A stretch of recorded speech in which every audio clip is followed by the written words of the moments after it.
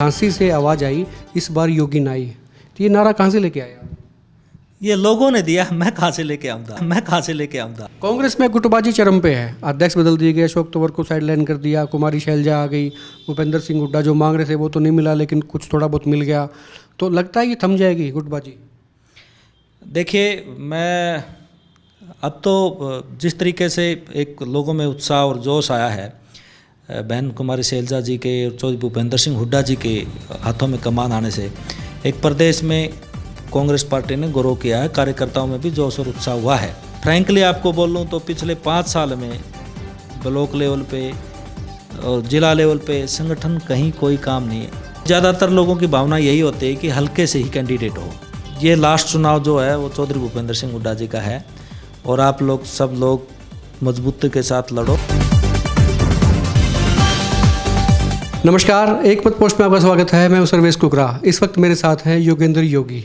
हांसी इन्हें योगी के नाम से भी जानता है और जब हुड्डा सरकार थी उस वक्त इन्हें हरियाणा केस कला एवं कौशल विकास बोर्ड का चेयरमैन बनाया गया था और इस वक्त ये कांग्रेस पार्टी की टिकट की जद्दोजहद में है और इनका ये मानना है कि कांग्रेस उन्हें टिकट दे सकती है, फाइट करेंगे।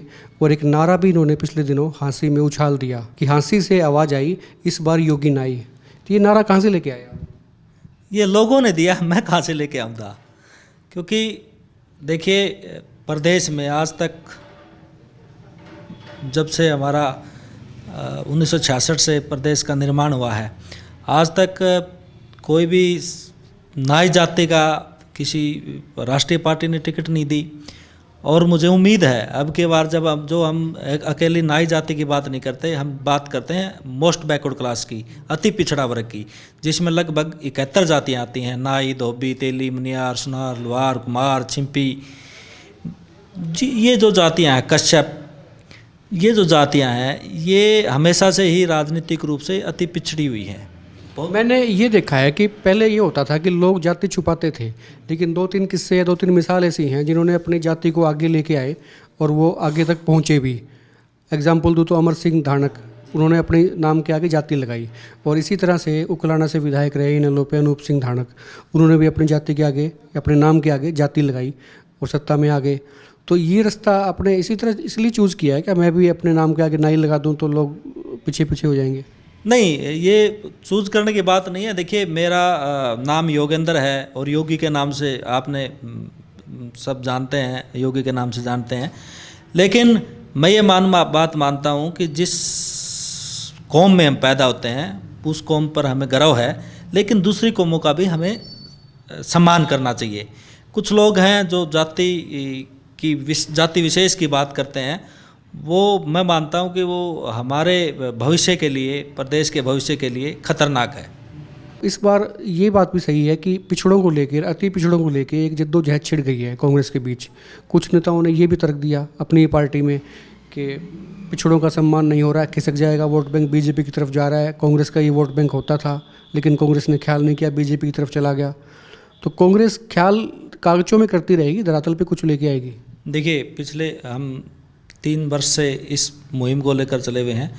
हमने राहुल जी से, जब हमारी पार्टी के राष्ट्रीय अध्यक्ष थे, उनसे बात की। उनको हमने बताया कि हम किसी का विरोध नहीं करते, लेकिन जो तर्क है वो तर्क ये है कि आज तक दलितों ने अलग पार्टियां बनाई, बहुजन समाज पार्टी बनी, लोक जनशक्ति पार्टी बनी, रामविलास पासवान जी ने बनाई, मोहनदास अठावले जी ने दलितों के लिए अलग पार्टी बनाई। और बीसीबी में जो 5 जातियाँ आती हैं उसमें यादव, सैनी, गुज्जर और मे और लोधी, ये जो जातियाँ आती हैं, उनमें से भी बहुत सारे लोगों ने जो है वो अलग पार्टियां बनाई। आपने देखा, मुलायम सिंह यादव ने पार्टी बनाई, लालू यादव ने अलग पार्टी बनाई, नीतीश कुमार ने अलग पार्टी बनाई। लेकिन जो अति पिछड़ा वर्ग है उनमें चाहे तो राजनीतिक सोच की कमी मानो या पिछड़ापन मानो या आर्थिक रूप से मजबूत होना ना मानो, तो ये जो कारण रहे वो अलग पार्टी नहीं बना पाए। और ये जो वोट बैंक था ये हमेशा से ही परंपरागत वोट बैंक कांग्रेस के साथ रहा है। लेकिन जब भी ये कांग्रेस से दूर हुआ तब कांग्रेस सत्ता से दूर हो गई। नहीं, तो मैं कह रहा हूँ कि कांग्रेस ने नज़रअंदाज किया इस वोट बैंक को। तो क्या इस बार कोई इनकी योजना है कि महत्व दिया जाएगा, उनमें से टिकटें दी जाएंगी किसी को? देखिए मुझे कोई संकोच नहीं हो रहा ये आपके सामने ये बात कहते हुए। जब तक आप चाहे कोई भी हो, कोई भी पार्टी हो, जब तक अपना परंपरागत वोट बैंक को संभाल नहीं पाएगी तो वो सत्ता में भी नहीं आ पाएगी। कांग्रेस में गुटबाजी चरम पे है। अध्यक्ष बदल दिए गए, अशोक तंवर को साइडलाइन कर दिया, कुमारी शैलजा आ गई, भूपेंद्र सिंह हुड्डा जो मांग रहे थे वो तो नहीं मिला लेकिन कुछ थोड़ा बहुत मिल गया, तो लगता है ये थम जाएगी गुटबाजी। देखिए मैं अब तो जिस तरीके से एक लोगों में उत्साह और जोश आया है बहन कुमारी शैलजा जी के और चौधरी भूपेंद्र सिंह हुड्डा जी के हाथों में कमान आने से एक प्रदेश में कांग्रेस पार्टी ने गौरव किया है, कार्यकर्ताओं में भी जोश और उत्साह हुआ है। और यह बात भी सत्य है कि जब तक हम सब इकट्ठे मिलकर पार्टी और संगठन के लिए काम नहीं करेंगे तो हम कमजोरी में रहेंगे। विचार सबके पास हैं लेकिन करने को नहीं है। संगठन में कहीं पे एकजुटता दिखाई नहीं देती है। पिछले दिनों शैलजा बनने के बाद में हिसार पहली बार आई, भूपेंद्र सिंह हुड्डा भी आए, कार्यक्रम था। जिले के नेता हैं, खुद भी मुख्यमंत्री होने का दावा करते हैं, कुलदीप बिश्नोई, ना तो वो आए ना उनके गुट का कोई आदमी आया।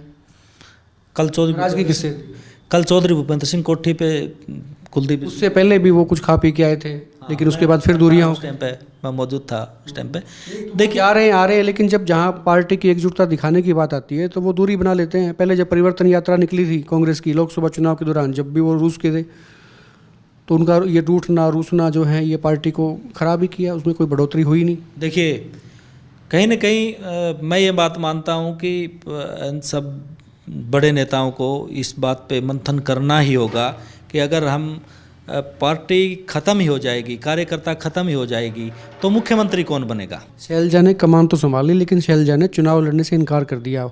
अशोक तंवर पहले इनकार कर चुके थे। ये जितने भी मुख्यमंत्री के दावेदार हैं सभी इनकार कर चुके हैं, डर इनके अंदर है। देखिए ये सही बात है कि बहन शैलजा जी ने चुनाव ना लड़ने का फैसला किया है, लेकिन ना लड़ने का मतलब ये नहीं कि चुनाव का डर है।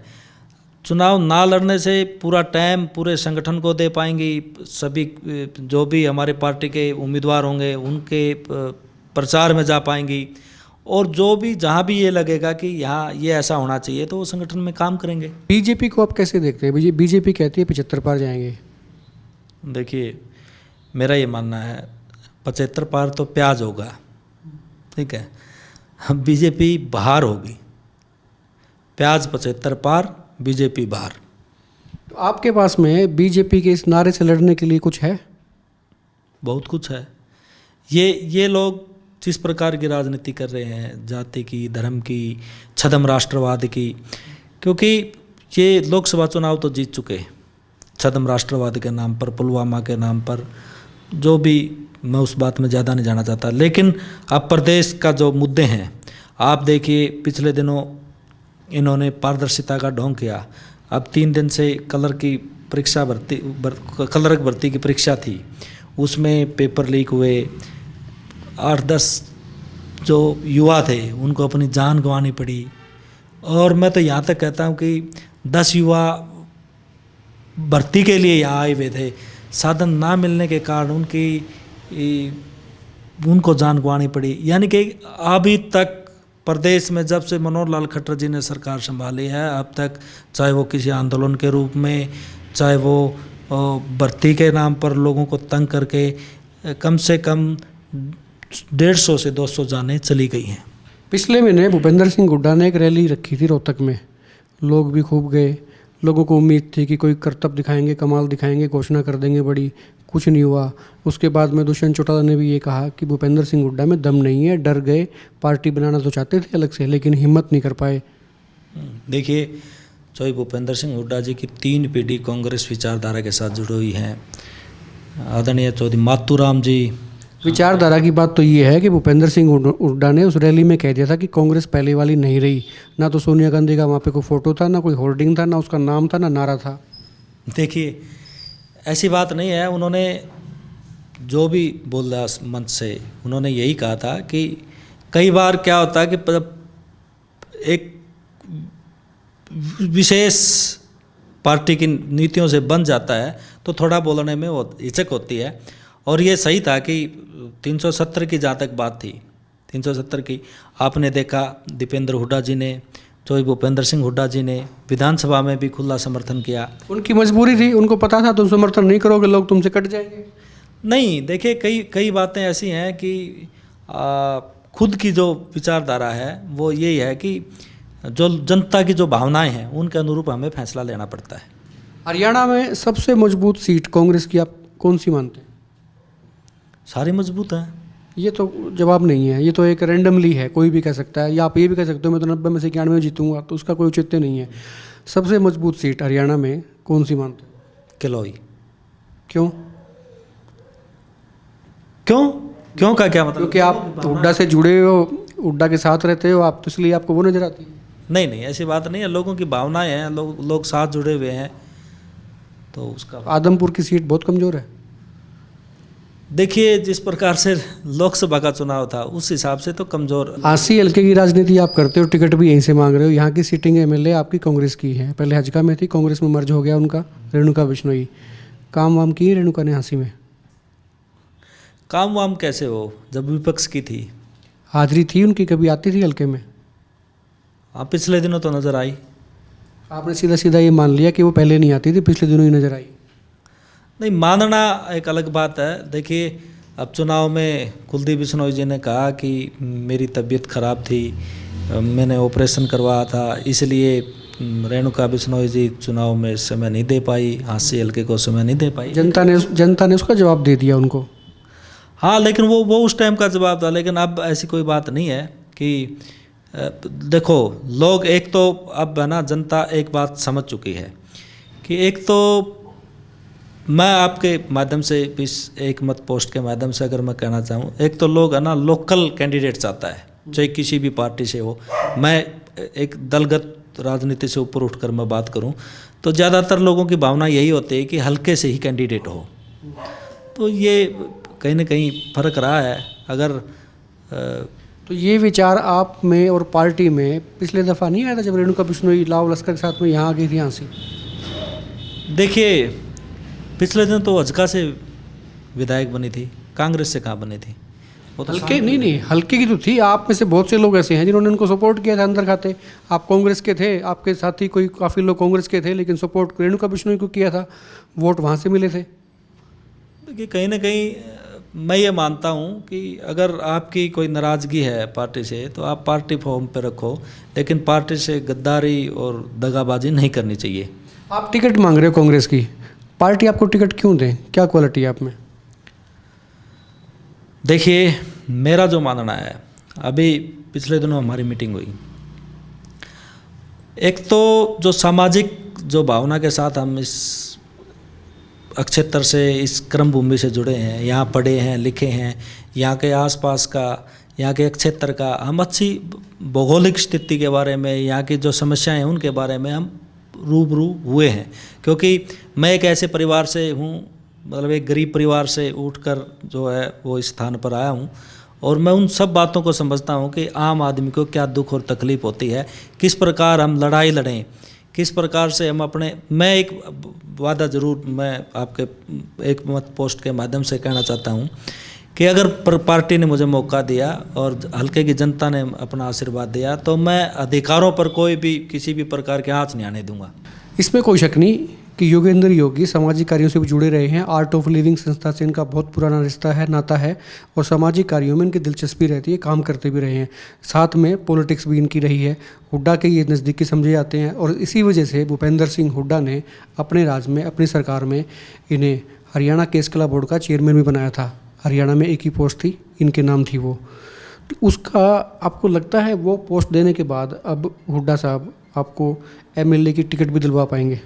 देखिए पिछले दिनों जब हम महापरिवर्तन रैली की बात करते हैं तो भूपेंद्र सिंह हुड्डा जी ने लाखों लोगों की तादाद में मंच से एक बात कही थी कि अति पिछड़ा वर्ग जो है, जिसमें विशेष रूप से हमारी जाति का नाम लेके बोला कि नाई, लोहार, कुम्हार, इन जातियों को टिकट नहीं मिल पाती, मैं इनको टिकट दिलवाऊंगा और इनको विधायक बनवाऊंगा। मतलब मुझे पूरा विश्वास है उन पर। मतलब उनकी इस बात से, इनकी भाषण की जो एक लाइन थी, इस लाइन से आपको कहीं ना कहीं आशा की किरण नजर आई है कि भी कांग्रेस पार्टी आपको केंद्रित करके, ध्यान में रख के आपको टिकट दे सकती है। बिल्कुल, पार्टी को मजबूत करना है तो हमें इस वर्ग को, इस परंपरागत वोट बैंक को संभालना ही होगा। और संभालने के लिए मैं ये नहीं कहता कि वो मेरा ही हो, लेकिन मेरा मानना है कि कहीं ना कहीं इस वर्ग को मोबिलाइज करना होगा, तभी कांग्रेस पार्टी मजबूत हो पाएगी। तो ये थे योगेंद्र योगी और इनका ये मानना है कि कांग्रेस पार्टी इस दफ़ा जो विधानसभा चुनाव होने 21 अक्टूबर को जो पोलिंग होगी उसमें इन्हें टिकटार्थी के तौर पर कंसीडर करेगी, टिकट इन्हें देगी।